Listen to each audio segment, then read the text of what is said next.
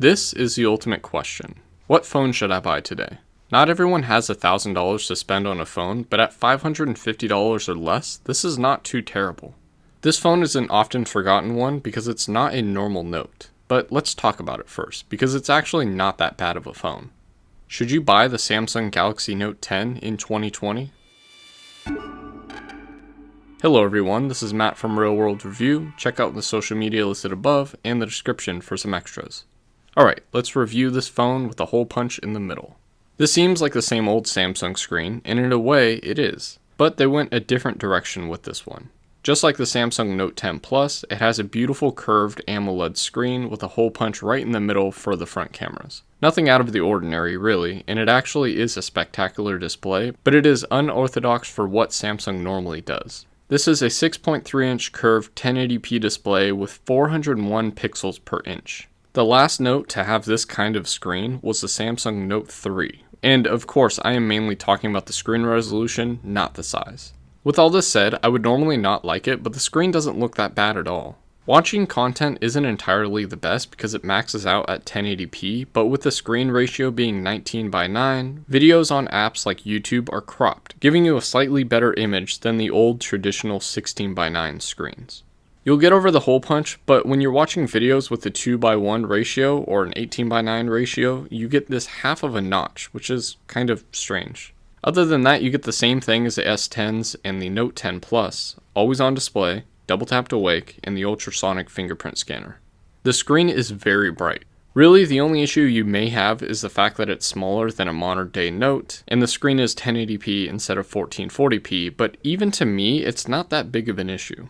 I think that this part kind of sucks. This phone has a small 3500 mAh battery, the same one found in the Samsung S9 Plus, yet still slightly bigger than the 3400 mAh cell found in the S10. With the S Pen and reverse wireless charging, I find that the battery size is a little bit disappointing. Getting a day out of this is very doable, seeing that I was able to do it, but people that heavily use their phone will not be happy with this one. You're looking at a max of 5 hours of screen on time from 100% to 0%, and here is what Geekbench 4 gave me. There are some redeeming features like fast wireless charging and 25-watt charging through the USB-C port on the bottom, which both charge pretty fast and allow you to top up the phone when you're getting close to the low battery area. There are some power-saving features, but I rarely ever use them, and I don't think that you should really rely on those, but still, if you are a power user, this will help you get through the day with a small battery like this phone. It's crazy to say that this battery is small when the only phone that Apple sells that has a bigger battery than this phone is the iPhone 11 Pro Max. As expected, the cameras are outstanding on this phone. When compared to the Note 10 Plus, they are the same, but the Note 10 lacks the VGA depth vision camera, which pretty much means that it lacks a time of flight camera. It's not a huge deal because it doesn't lack the same image quality that we have come to expect from Samsung devices. Starting with the top sensor, we have a 16 megapixel ultra-wide camera, which I always find kind of gimmicky, but it might help your images look a little bit better in some situations. Then we have the usual dual aperture 12 megapixel camera that Samsung has been using since the S9, which allows for some awesome day and night shots.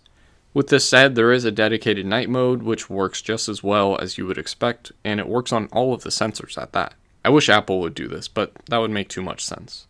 Then we have the final sensor on the bottom, which is a 12 megapixel telephoto sensor, which does well during day and night shots, but clearly the standard sensor does better at night thanks to the dual aperture-ness. Is that a word? The bottom two sensors have optical image stabilization, which makes sense especially for the price tag, and it is capable of recording 4K at 60 frames per second. It still surprises me that Samsung sticks to a single flash, but is anyone really supposed to be using this for photography anymore? Then we flip over to the front and we get a single 10 megapixel selfie camera which still has autofocus. Even if you don't like the sensor, Samsung is still making focusable cameras when companies like Apple ignore it and Google end up forgetting about it. Video caps out at 4K 30 frames per second, which is nice to see, and the portrait mode shots come out looking pretty nice. So after a software update, Samsung actually gave 4K 60 frames per second on the front cameras on all the S10s and all the Note 10s. Pretty cool. Regardless of the sensor that you use on this phone, you will know that the shots will always look amazing. The question is not whether the Note line has a purpose, but more of why this phone was even made.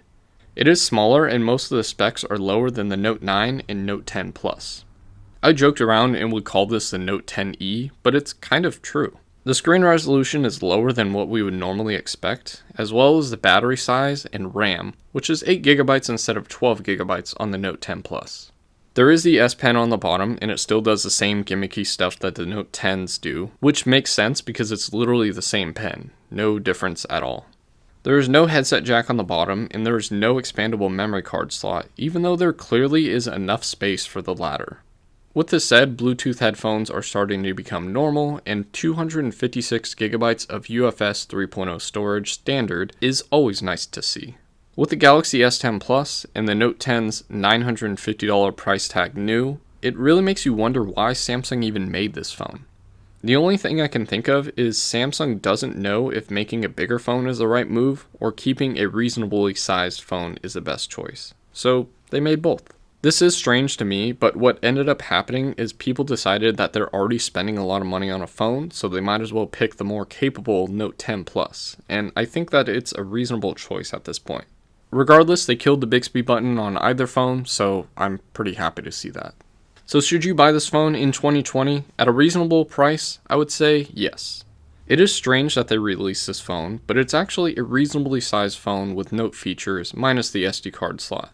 Other than that, it checks the boxes: nice screen, Snapdragon 855 processor, gimmicky features, reliable user interface, all-day-ish battery life, dual wireless charging with the phone and the pen, as well as reverse wireless charging, premium, easy-to-break design, top-tier specs, outstanding cameras, water resistance, and so on.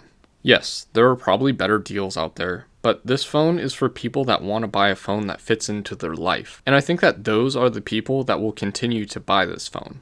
And that's all I wanted to talk about. Thanks for watching my review of the Samsung Note 10, or as I like to call it, the Samsung Note 10e. If you have any questions, leave them in the comment section or message me on Twitter. I get bored over there. Also, check out the social media listed above, subscribe and hit the bell button if you like the channel and want to see more videos, and if you made it this far, I have a surprise for you. Maybe. Thanks for watching.